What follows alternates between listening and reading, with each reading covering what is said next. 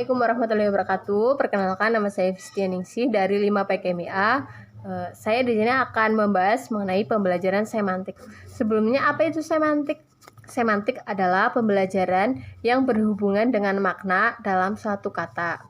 Nah, semantik ini itu terbagi menjadi beberapa jenis. Yang pertama itu ada semantik behavioris. Nah, dalam semantik behavioris, maknanya itu berada dalam rentang stimulus dan respon antara rangsangan dan jawaban. Kemudian maknanya itu ditentukan oleh situasi yang ditentukan oleh lingkungan. Sebagai contoh, seorang ibu menyuapkan bubur tim kepada anaknya. Namun sebelum ibu tersebut menyuapkan bubur kepada bayi, ibu itu akan berkata, "Mam, mam, mam." Nah, dalam waktu bersama juga ibu tersebut akan menyuapkan bubur ke dalam mulut si bayi. Karena situasi tersebut terjadi secara berulang-ulang, maka bayi akan memahami kegiatan mengunyah itu sebagai makan. Kemudian yang kedua itu ada semantik deskriptif, yakni kajian semantik yang khusus memperhatikan makna yang sekarang berlaku. Yang sekarang itu juara diartikan sebagai mendapat peringkat atas atau peringkat utama dalam pertandingan atau perlombaan. Namun pada makna yang sebelumnya itu juara diartikan sebagai pengatur dan pelerai dalam persabungan ayam. Yang ketiga itu ada semantik generatif. Teori Lyon ini menganggap bahwa bahasa tidak boleh hanya terdiri dari kalimat-kalimat yang dapat diuraikan, tetapi harus dipandang sebagai sistem kalimat yang berisi representasi fonologi dan representasi semantik. Teori semantik generatif ini itu lebih banyak membicarakan makna yang muncul dalam kalimat. Kemudian yang keempat itu ada semantik gramatikal.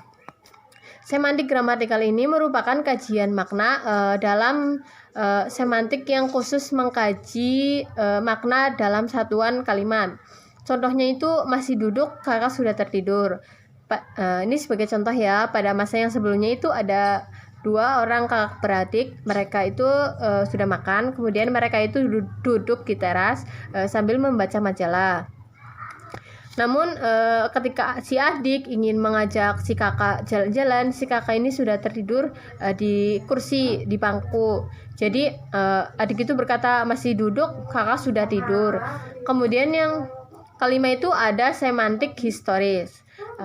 Dalam semantik historis ini, makna yang dikaji itu lebih memacu pada rentang waktu, bukan pada perubahan bentuk kata. Pada hal ini juga semantik membandingkan kata-kata berdasarkan periode atau kata pada masa tertentu dengan kata pada bahasa lain. Yang contohnya itu dalam bahasa Indonesia itu padi, namun dalam bahasa Jawa itu pari. Fenom antara D dan R itu berkorespondensi. Seperti itu. Kemudian yang keenam itu ada semantik leksikal. Semantik leksikal itu merupakan pembahasan makna yang lebih menitik beratkan pada makna kata sebagai satuan mandiri. Contohnya itu kata absurd dalam Kamus Besar Bahasa Indonesia itu artinya tidak masuk akal atau mustahil. Nah, seperti itu. Kemudian yang ketujuh itu ada semantik logika. Pada semantik logika ini, pengkajian maknanya itu lebih diarahkan pada logika. Artinya, setiap kalimat akan dilihat pada logikanya untuk mendapatkan sebuah makna dari kalimat tersebut. Nah, kemudian yang kedelapan atau yang terakhir itu ada semantik struktural. Semantik struktural ini bermula dari pandangan linguis struktural yang dipelopori oleh Saussure.